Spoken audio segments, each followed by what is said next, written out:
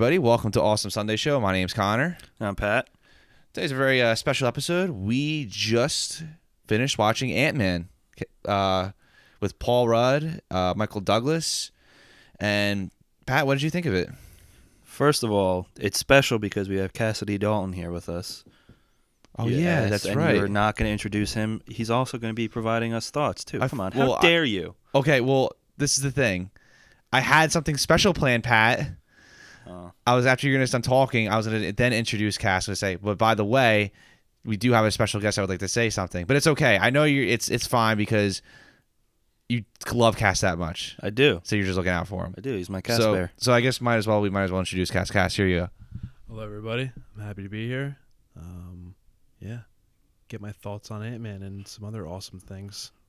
Yeah, he's technically our first official guest. Oleski was here, but he only said hello. Yeah. This time, Cass can be talking to us. Yeah. I'm stoked to be providing insight on some awesome topics. And we're very happy to have him here. Thank you very much. Yeah, we're like super stoked.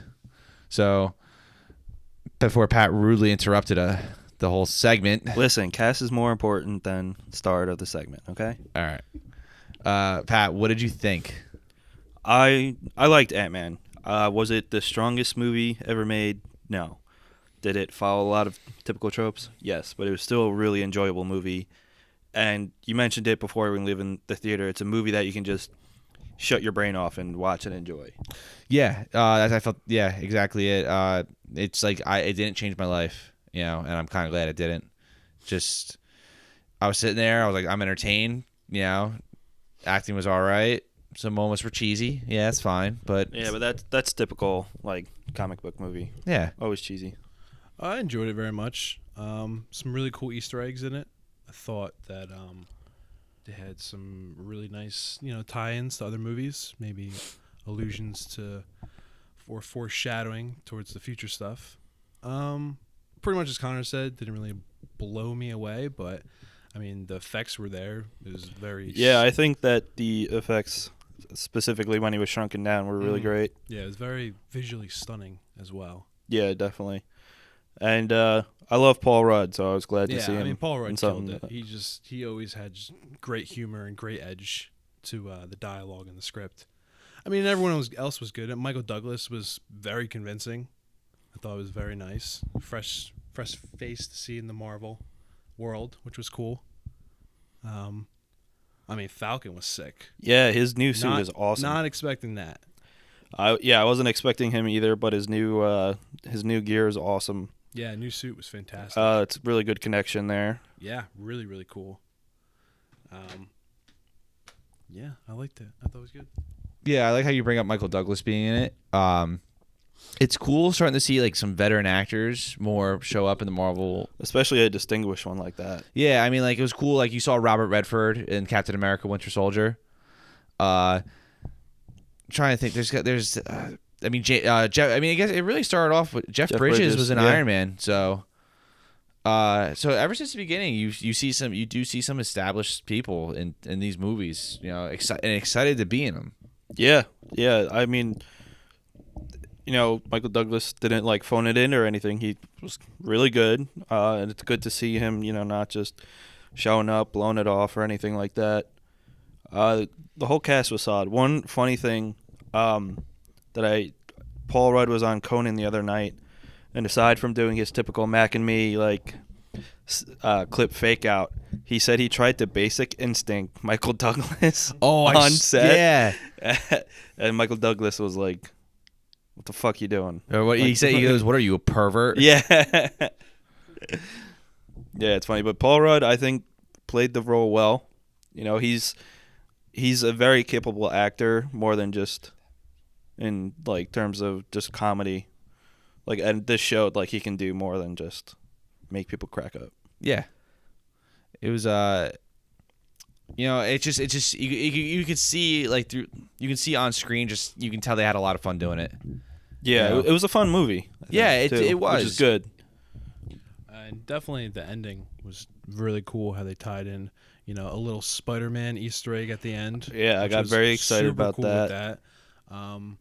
Wasp at the end is gonna be Yeah, amazing. that new Wasp suit is really Yeah, cool. The suit is gonna be great. It's gonna be cool to see a fresh new face in there too. And Ant-Man. When I first thought of it, when I first heard about the idea, wasn't really sold on it. But now I'm more accepting into, he's gonna be in the Marvel universe. And Well, yeah, he's gonna next appear in Civil War. yeah, I think he's just Paul Rudd's gonna fit in with the whole family, and I think they're just gonna kill it. It's just gonna be great. I really want to see Paul Rudd and Robert Downey Jr. just riffing on each other, just riffing off each other. I think it'd be great. Yeah, no, I agree. Because they're kind of like, I feel like they both have that same personality trait of just like teasing someone else and kind of like being a little smirk and smug about it. Yeah, they can both just like keep going like nonstop. Yeah, They're both great improvisers. And let's not forget, Stanley. Like the day that Stanley stops cameoing in Marvel movies is a day I don't want to be alive. Exactly. His cameo in Deadpool, which we'll talk about in our Comic-Con breakdown of it, is probably my favorite cameo he'll ever be doing. Ever. Yeah. And in case you don't listen to that episode, like if you're an asshole, he is the MC at a strip club. And that's great. It's beyond great. Yeah, his cameos are awesome. He had a sweet cameo in Big Hero 6 too, right? I didn't see that, so I don't know. Did he? I didn't see it either, actually. I saw it, but I don't remember. Yeah, I remember my buddy John. Shout out to John Pedalon if he's listening. Said Stan Lee had like an awesome cameo. I was like, maybe he was lying, but he's not like that. I've never caught him in a lie. Maybe, Who knows? Maybe his life is just a lie. I don't know. That wouldn't surprise me because isn't Big Hero 6 a Marvel property? Yeah, it is. So that makes Apparently, sense. I've never seen the movie. Apparently, the movies. I mean, I never really read the comics either. I've never done either of those. Yeah. So. The only thing I will add to it is, did they really need T.I. in the movie? Like, let's be real here. You know what? He's kind of funny though. He was all right. I mean, he's no veteran actor or anything, obviously. And the one thing that I will say did annoy me is the scene where he's riding on his pretty much trusted aunt Anthony, and they kind of make it a big deal but not a big deal that he gets killed. And the scene with that the felt pretty kind wing. of cheesy to me. Like, it felt like a scene that they were kind of like, okay, should we do this? Should we add it in? And they were just like, all right, we'll do it. I felt like it was like rushed, and I don't even know. I thought it was a scene that they could have just left out.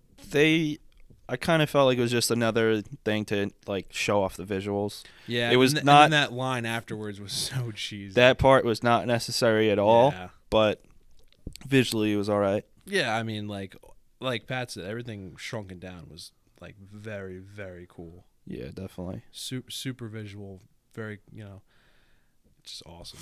I like that a lot. Yeah. I mean, effects wise, I mean, usually with like when a movie is like all CG, I'm like, oh, come on, like get some practical. But in this case, like the movie had to be CG. Yeah, for most of it. For like most of it, percentage of it has to be. And you know what? For the most important parts, basically. Yeah, and for what they did it. I thought they did a very good job. Whoever, I mean. Yeah, it didn't look like shit. Yeah, I agree. I mean, it's also you got Disney money. Like, it better not look bad. Yeah, that's true. It's like I said before, how I felt about how this movie kind of felt like the first Thor movie to me almost. That it was like, I don't know, like it wasn't really pivotal at the point of when I saw it, but later on it like really molded into like, the great section of where everything's going to lead up to. Yeah, definitely. Like, so like the movie didn't blow me away. I enjoyed it. It's Connor had a good part when we walked out of the theaters. He said that's the type of movie later on down the road that like I'm just gonna throw on and kind of like melt my brain. You know what I mean? Like I don't have to pay attention too much. It's just a straight up like action movie. A lot of things happen, and you could just kind of sit there and melt away. Yeah, exactly. You don't have to spend the movie like connecting the dots or anything like that. Just sit back and enjoy. Yeah, just get your woman and your pizza and Take your pants off. Yeah. Blow a fan on your balls and you could always do that. Yeah. Sure. Am I giving away things? before the movie came out, I was kind of skeptical and like not really sure why they had this after Avengers, when technically the last Avengers ended Phase 2. But the way the story worked, I see why they did it, because the reason he pushes it so hard and that Hydra's willing to pay so much money for the suit is a result of what happened in Ultron. And like they do drop a couple connections to Ultron, and then the fact that Falcon's already a new Avenger in it, at the new Avengers Facility, another Ultron tie in there. Yeah, it was funny. Like, it was funny to see like that facility from the end of Age of Ultron. Like, they go back. Wait, this is the Avengers Facility. Like, Yeah. when it was in the spoilers. I mean, already. I mean, whoops. But yeah, should have expected spoilers coming into this. Yeah, I mean, this is a impressions. Obviously, there's spoilers. We'll put that in the description. But yeah, it was cool. I mean, I knew it was gonna happen actually. When they showed the facilities, like, you're gonna break into here, blah blah blah. I was like, oh wait, that looks like the event. Like, I was like, I had a hint that was gonna happen, because I knew beforehand that him and Falcon were gonna fight. So I was like, this is what it's gonna be. And I'm like, oh, it's the new Avengers Facility. But it was cool. It was the scene was awesome. Yeah, it was a good fight. Yeah. And, you know, Falcon can lose a fight but still look cool doing it. Oh yeah. Yeah, it's because Anthony Mackie's a boss. Yeah. Imagine if T.I. was the Falcon. No, I would refuse to watch it. Fatty Wap. What? Fatty Wap. Oh, yeah.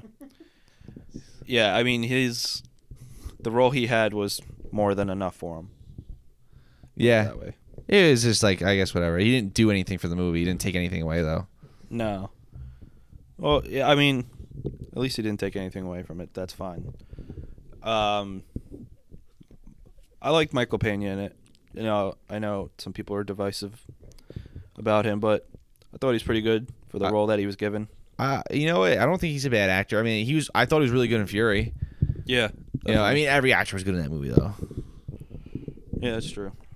So. No, but yeah, as far as like Ant-Man goes, it's Solid flick. yeah. Yeah, solid flick, no doubt. Yeah, it's definitely worth seeing. I would see it again. With people, like, I mean, I wouldn't go with you assholes, but I mean, I'm just kidding. I'm sorry, but Just talk about the last. Oh credits yes, the Captain America post credit scene. Yes, that's a nice one. Which actually is very important. This is a major spoiler for the future, basically for the next Marvel movie in general. Anyway, this scene starts off with we see Bucky Barnes, aka the Winter Soldier. Basically, his metal arm is like, I don't know, contained somehow, and he's just on the ground, not saying anything. You see, I think it's like stuck. It's like a magnet or something like that. Okay. And then I think I'm not sure though. Yeah, it looked like it was like clamped, like a vice Yeah. clamp maybe, held in place. Yeah, I think you're right actually. Yeah, I am right. All right. So then we see Falcon, and Cap talking about it, and they go, "Oh yeah, it would have been much easier a week ago, so then we could have called Stark." But then he goes, "No, because of the Accords, we can't." And so basically, and then Falcon goes, "But I know a guy," so that's bringing in Ant-Man to the Civil War involvement. But the Accords line was very important because that is basically what sets up the division between Captain America and Iron Man, and then like we'll basically draw a dividing line for the quote-unquote Civil War that's going to take place in the movie, against like pitting the heroes against each other. Yeah. So that scene takes place after the start of that like battle between Captain America and Iron Man and their supporters. So it was actually very important for, you know, the future of the franchise, and like especially now that we have to wait until March or something until the next Marvel movie. How far away is that? It's like August, September, October, November, December, January, February, March. Oh my God, that's 10 months, or no, that's 8 months away. Good man. Sorry. Yeah. Yeah, so it was a very important scene, and yeah, it takes place after the major events. We'll see if that scene makes it into it or not. But either way, at least, you see it now and try to remember it later if you need a refresher. And then when that scene ends, it says Ant-Man will be back, and then in Civil War. Yeah, I mean, it's it gets you like any Marvel movie, man. It gets me pumped. Yeah. Pumped up. Yeah, and I don't really have anything else to say about it. Yeah, if we seem out of it, it's because it's 3 a.m. By the way, when we're recording this, And Connor's ass naked right now, and I don't really want to see. and Cass is like can't stop staring at my penis. Yeah, I can't. It's bulging right now, and Cass, get your hand off that, man. That's No, I weird. know. God damn it! Call me again. Yeah, so it's like, yeah, it's what time is it actually? Yeah, oh wow, it's 3:37. We were chilling hard before we started this podcast. Yeah. But hey, it's all right. These weird episodes are always the best episodes, right? Yeah.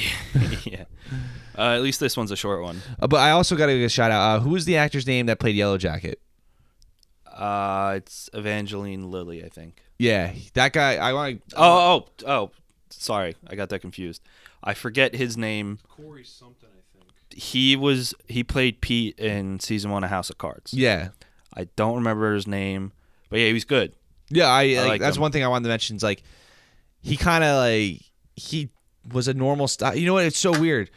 Everybody was just so normal stock, like typical characters, but it was fun to watch still. It wasn't boring. I was like, I think it's because people have been trying to get away from those tropes for so long. Yeah. That it was just nice to see people like go back and just go back at it. Yeah. Like All around it was Had a it solid raw. performance, good movie. Yeah, Can't really- I you know what it is? It's just the movie probably has its problems, but you don't really care. I don't really want to. So if you guys had to give a final rating, what do you think you give it? 1 to 10. I'd give it a solid 7. I'd go probably 7.5. Yeah, I think I'd give it probably give it a 7.5. Yeah, I like it. 8 maybe. A week 8, definitely. Yeah. I mean, maybe a 7.5, but I would have to sit on that and see how I feel. Like right now, like it's definitely like it's a good movie. It's a strong 7. One thing we could all agree on, I'm sure, it's not the worst Marvel movie. Nope. I mean, there are certain ones that, pretty damn bad. This one's pretty good. Iron Man 3 And 2. So, And Thor 1. I've always found this kind of entertaining. So I guess we'll close off this segment right now in Cass expressing how much he hated Iron Man 3 because we've talked about it. So Cass, give us like 2 or 3 minutes of how you thought of Iron Man 3. I just find this personally entertaining, and I just want to share it with all our viewers, all 12 of our viewers, Get ready. listeners. I mean, not viewers. All right. Iron Man 3, here we go. Well, it was a beautiful day. I was stoked beyond belief. We get in the theater, right?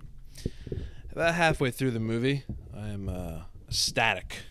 I got a raging hard on right now. I look at Connor, he looks at me, and we're both in disbelief of the movie that we're watching. I'm thinking, how the hell can this movie end any better or be any better at the moment? So, the movie concludes with an all-time villain, like the all-time villain. Let's be real here. The all-time villain, Mandarin.